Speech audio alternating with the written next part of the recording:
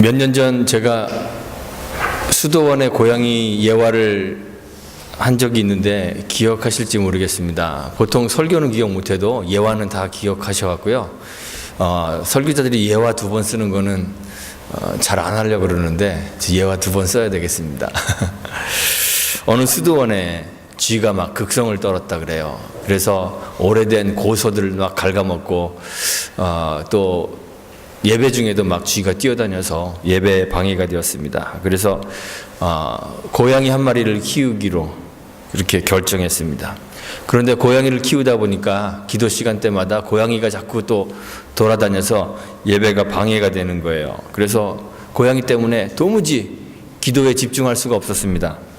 그래서 원장 수도사가 평소에는 노아 기르던 이 고양이를 기도 시간이 되면, 예배 시간이 되면 예배실 옆에 기둥에다가 묶어두었습니다. 매 예배 때마다 고양이를 잡아다가 기둥에다 묶어놓고 그렇게 예배를 드렸습니다.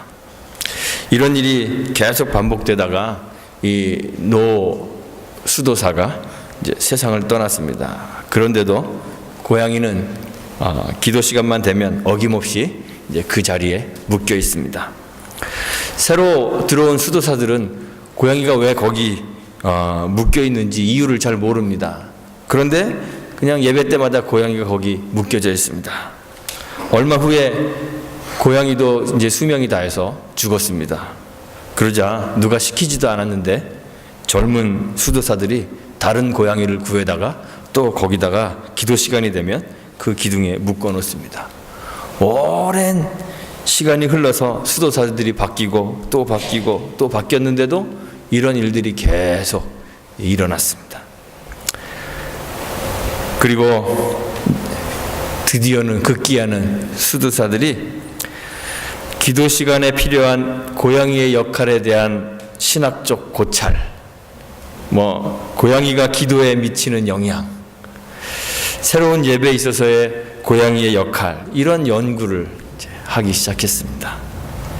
그리고 고양이를 묶어두는 끈의 형태와 또 묶어두는 방식, 고양이가 묶여있는 위치, 이런 것들에 대한 이견 때문에 싸움도 이루어지고 그래서 분파가 나눠지기 시작했다 그럽니다. 그냥 이야기인데요. 우리는 종종 비본질적인 것, 본질적이지 않은 것들을, 그런 것들의 익숙함에 젖어서 본질을 놓쳐버리는 그런 우를 범하곤 합니다. 유대인들의 신앙이 그랬습니다. 예수님이 요한복음 5장 39절에서 성경에 대해서 말씀하시죠. 기초성경 공부할 때 다 외우라 그랬던 그런 성경 구절입니다. 요한복음 5장 39절. 너희가 성경에서 영생을 얻는 줄 생각하고 성경을 상고하거니와 이 성경이 그 다음에 뭐죠? 내게 대하여 증거하는 것이라 그랬습니다. 바로 예수님입니다. 이 성경은 예수님을 증거하는 것입니다.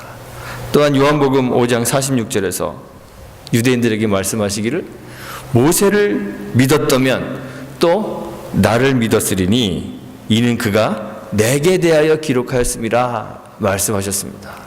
모세의 율법이 기록하고 있는 것이 예수님이라는 거예요. 유대인들은 예수님이 읽으신 것과 동일한 성경을 가지고 있었습니다.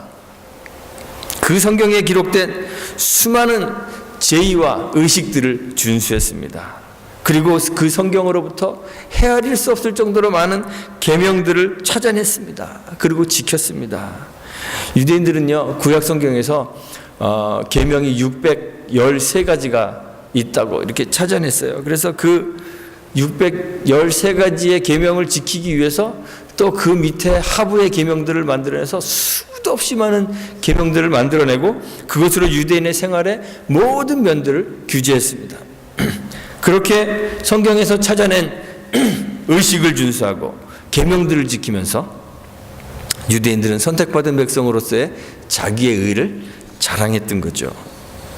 그런데 예수님과 똑같은 성경을 읽고 그 성경을 연구하고 있었으면서도 그 성경이 정말 지시하고 있는 내용, 그 모든 의식과 계명들이 가리키고 있는 그 예수를 알지 못했던 거예요. 성경을 읽고 그 내용을 분석하고 거기서 의식과 계명들을 찾아내고 또 그것들을 지키고 있으면서도 그 모든 것들의 본질, 성경이 증거하고 있는 바로 그 본질, 예수 그리스도를 알지 못했어요. 그래서 유대인들은 성경을 가지고 있으면서도 이 세상의 빛으로 찾아오신 그 예수님을 배척하고 그를 십자가에 못 박아버리고 말았습니다.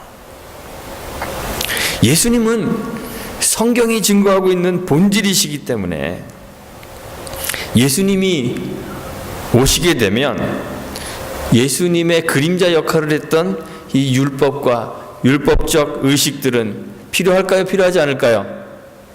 필요가 없게 됩니다. 실체가 나타나면 그림자는 의미가 없는 거예요. 사라지게 되는 것입니다. 바울이 로마서 10장 4절에서 이야기하죠.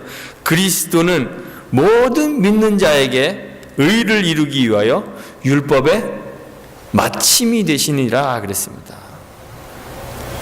예수님은 유대인들이 지고의 거룩한 것으로 여기고 있었던 그 성전을 뒤집어 엎으시죠. 그리고 사람들에게 이야기합니다. 성전을 헐어버리라고 말씀하셨습니다. 왜 그렇게 말씀하셨을까요? 이제 참 성전이신 예수님이 나타나셨기 때문에 그렇습니다. 예수님이 친히 성전이 되어주셔서 우리와 함께 하시는 하나님이 되셨기 때문에 율법적인 그 성전은 필요가 없게 된 거예요. 율법의 모든 요구를 십자가 위에서 다 완성하시고 주님이 선언하셨죠. 다 이루었다 선언하셨습니다. 이제 우리는 율법의 의무로부터 자유케 되었음을 주님이 선포해 주신 거예요. 바울이 전한 복음이 바로 이 복음입니다. 이 은혜의 복음을 전했습니다. 바울이 로마서 3장 21절에서 말합니다. 이제는 율법 외에 하나님의 한 의가 나타났다고 했습니다. 율법 외에 하나님의 한 의가 나타났다. 율법과 선지자들에게 증거를 받은 예수 그리스도를 믿음으로 말미암아 모든 믿는 자에게 미치는 이 차별 없는 하나님의 의를 우리들에게 소개했죠. 로마서 7장 4절에서도 말합니다. 우리가 그리스도의 몸으로 말미암아 율법에 대하여 죽임을 당하였다고 이야기했습니다. 이제 율법이 더 이상 우리에게 구원을 가져다 주지 않고 율법의 의를 가져다 주는 것이 아니라는 사실을 분명히 했습니다. 그런데 바울이 전한 이 복음이 유대에 있는 그리스도인들에게는 걸림이 되었어요. 바울이 예루살렘에 도착해서 예루살렘의 기둥 같은 사도인 야고보와 또 교회의 장로들을 만났을 때 이 사람들이 바울을 막 환영합니다. 그리고 바울이 전하는 선교 보고를 듣습니다. 이방인에게 하나님이 어떻게 역사하셨는지 그 하나님이 하신 일들을 들으며 하나님께 영광을 돌렸습니다.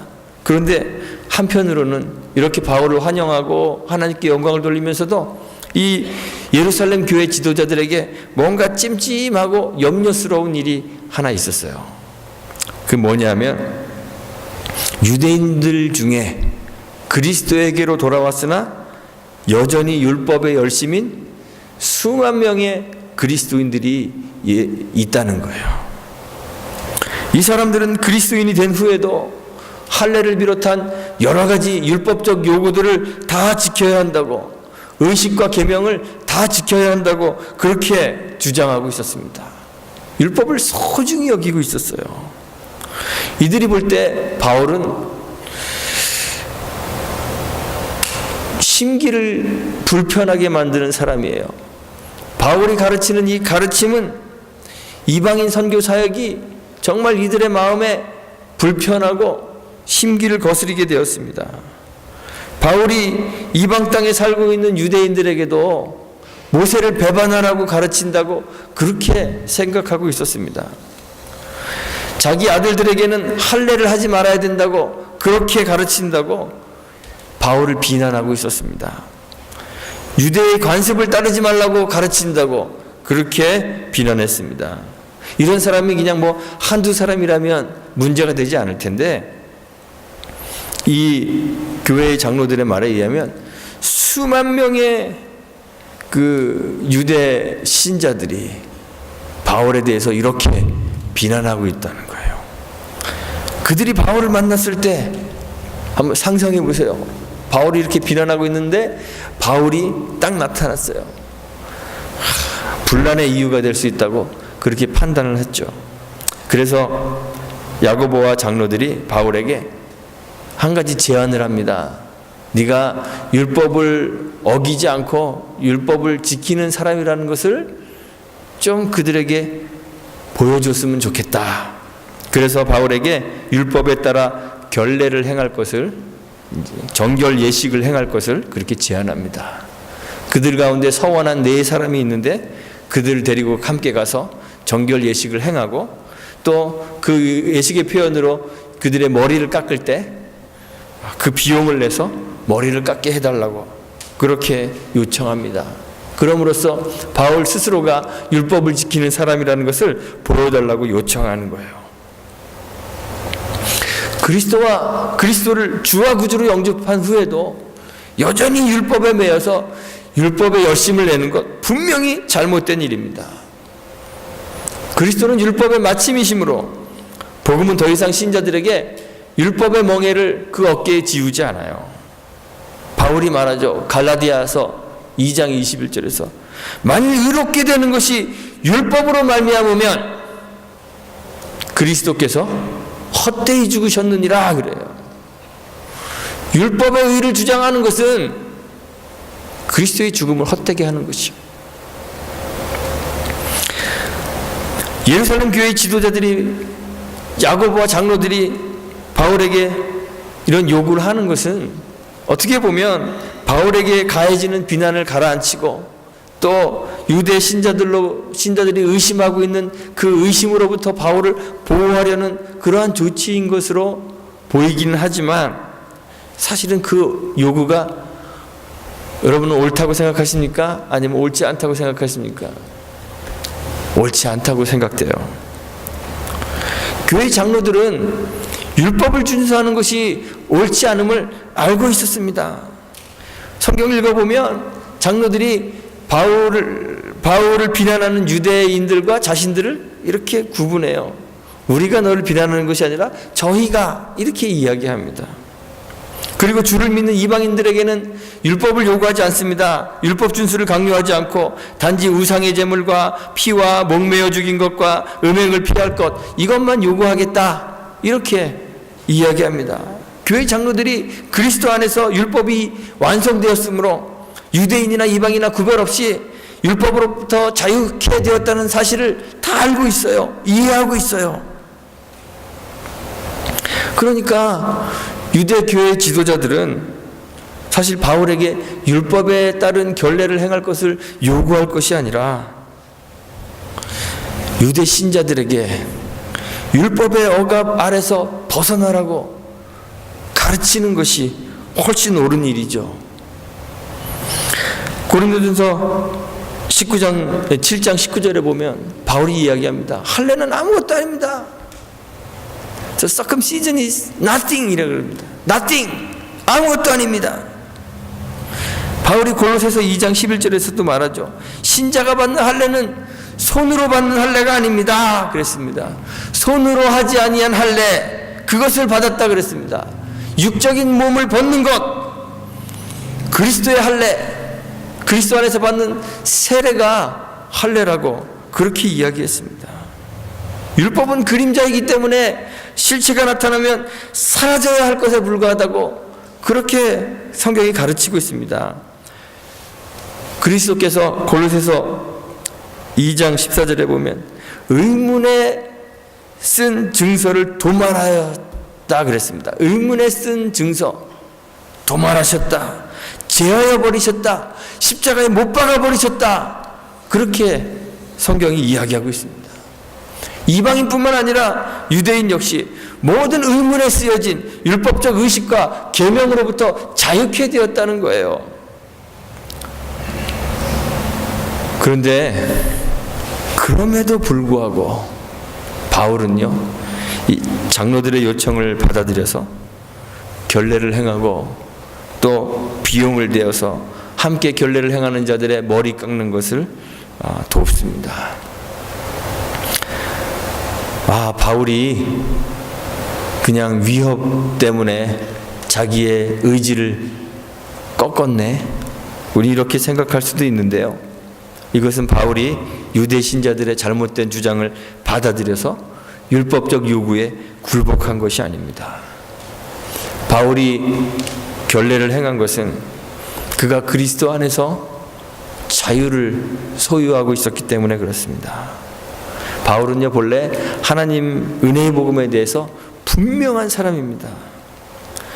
바울이 예루살렘으로 떠나기 전에 고백하죠. 내가 하나님 은혜의 복음 증거하는 일을 마치려 하면은 이 은혜의 복음을 증거하는 데에는 내 생명도 조금도 귀한 것으로 여기지 않겠다, 이렇게 선언했던 사람입니다. 은혜의 복음에 철저했던 사람입니다. 바울의 가르침, 바울의 글들을 보면 모든 거짓 교사들과 잘못된 가르침들에 대해서 경계하며 복음을 지키는데 조금도 타협하지 않는 그러한 사람입니다. 그런데요, 그 바울이 본질이 아닌 것에는 관대함이 있어요. 바울은 복음의 본질을 소유하고 있었기 때문에 그 비본질적인 것들에 대해서 자유함을 가지는 거예요. 바울은 시장에서 파는 고기를 묻지 말고 먹으라 그럽니다. 이거 어디서 나온 거야?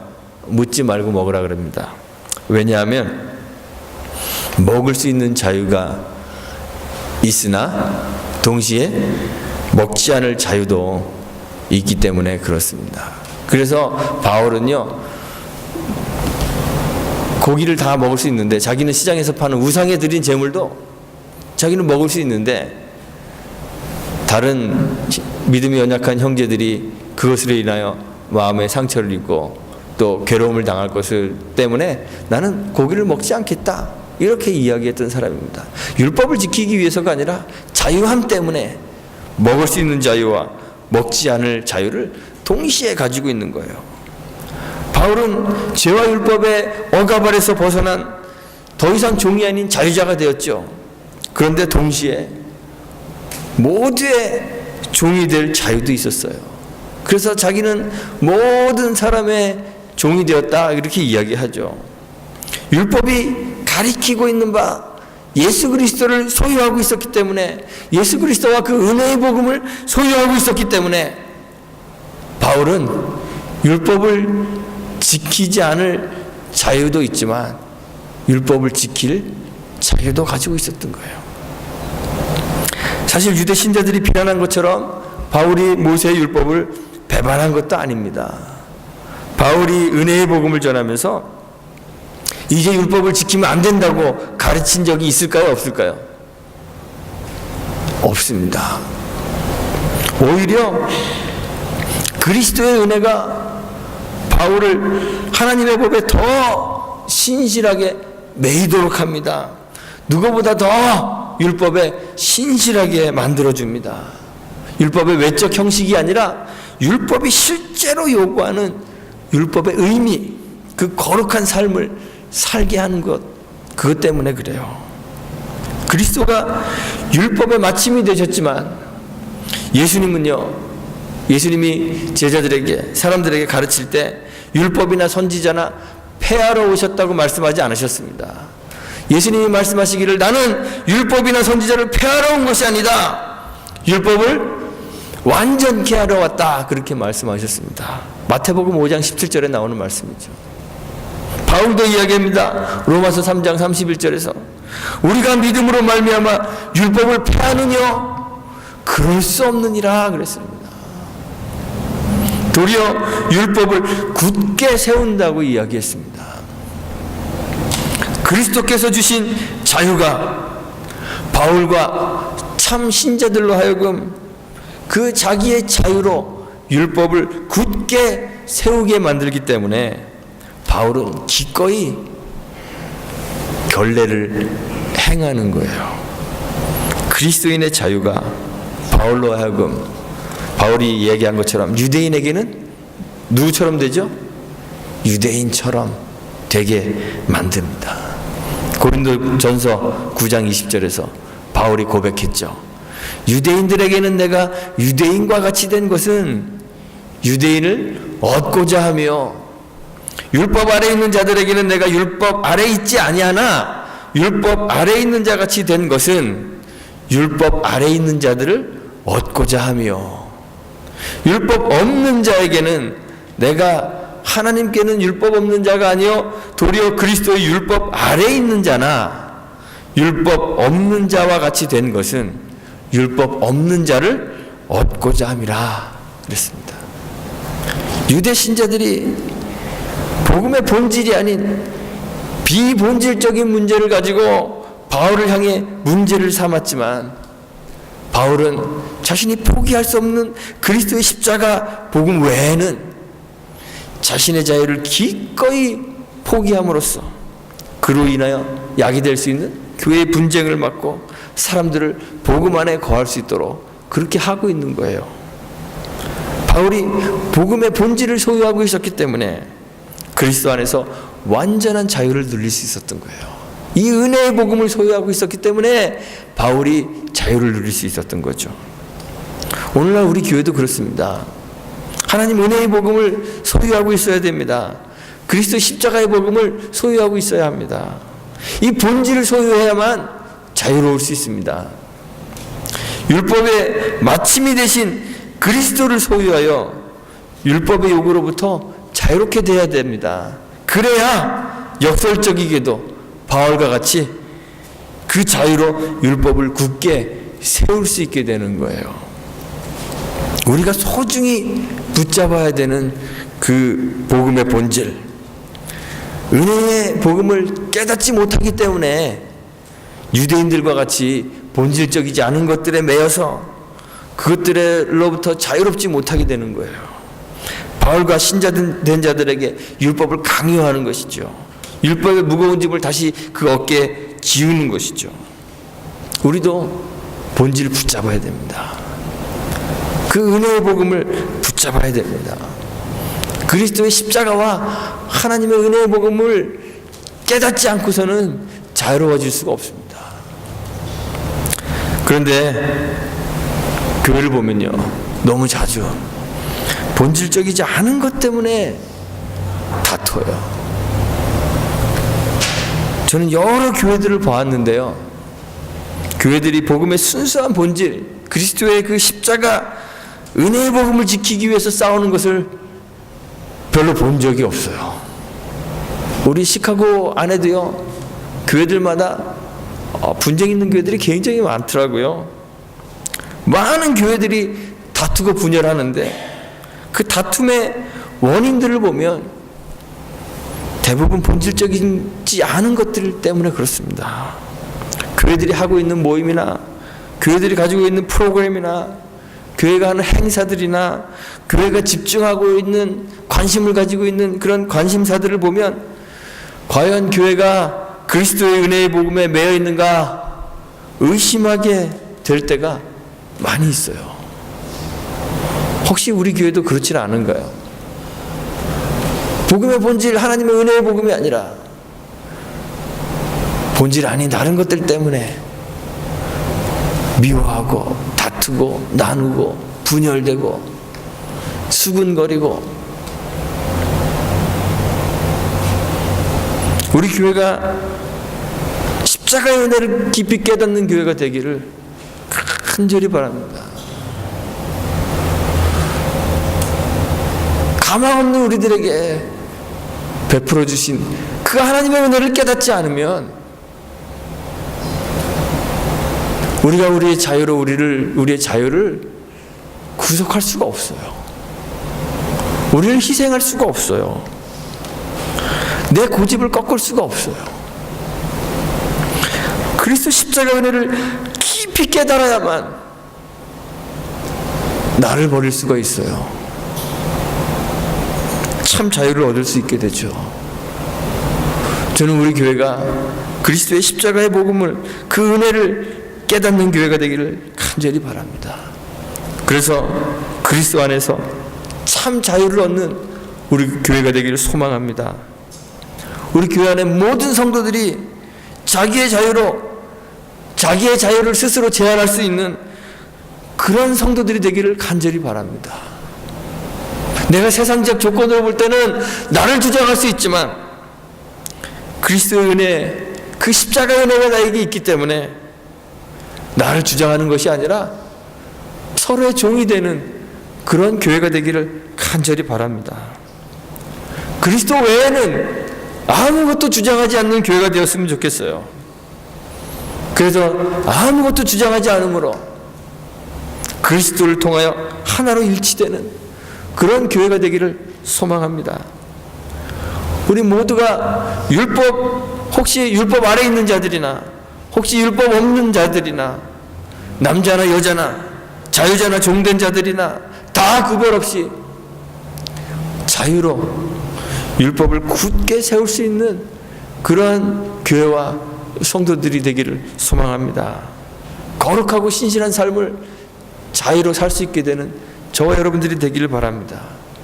그래서 우리 교회 안에 그리스도께서 그의 몸을 십자가에 못 박아 이루신 한 몸으로서의 교회가 온전히 이루어질 수 있게 되기를 주님의 이름으로 축원하고 부탁드리겠습니다. 함께 기도합니다. 하나님 감사합니다. 우리에게 은혜를 베푸셔서 우리가 자격 없는 자들이지만 하나님의 자녀가 되게 하시고 그 하나님의 은혜 가운데 살 수 있도록 하심을 감사합니다. 은혜 받은 자로서의 삶을 살 수 있도록 주님 도와주옵소서. 하나님의 은혜를 깊이 깨달아 우리도 주님이 우리에게 자기를 주어 우리를 구원하신 것처럼 우리도 우리 자신을 내어놓고 하나님을 섬기고 우리의 이웃 형제와 자매를 섬길 수 있도록 은혜 베풀어 주옵소서. 우리가 다 우리의 자유로 우리 자신을 내어놓음으로 그리스도를 머리로 하는 아름다운 하나된 교회를 이루어갈 수 있도록 은혜 베풀어 주옵소서. 예수님의 이름으로 기도합니다. 아멘.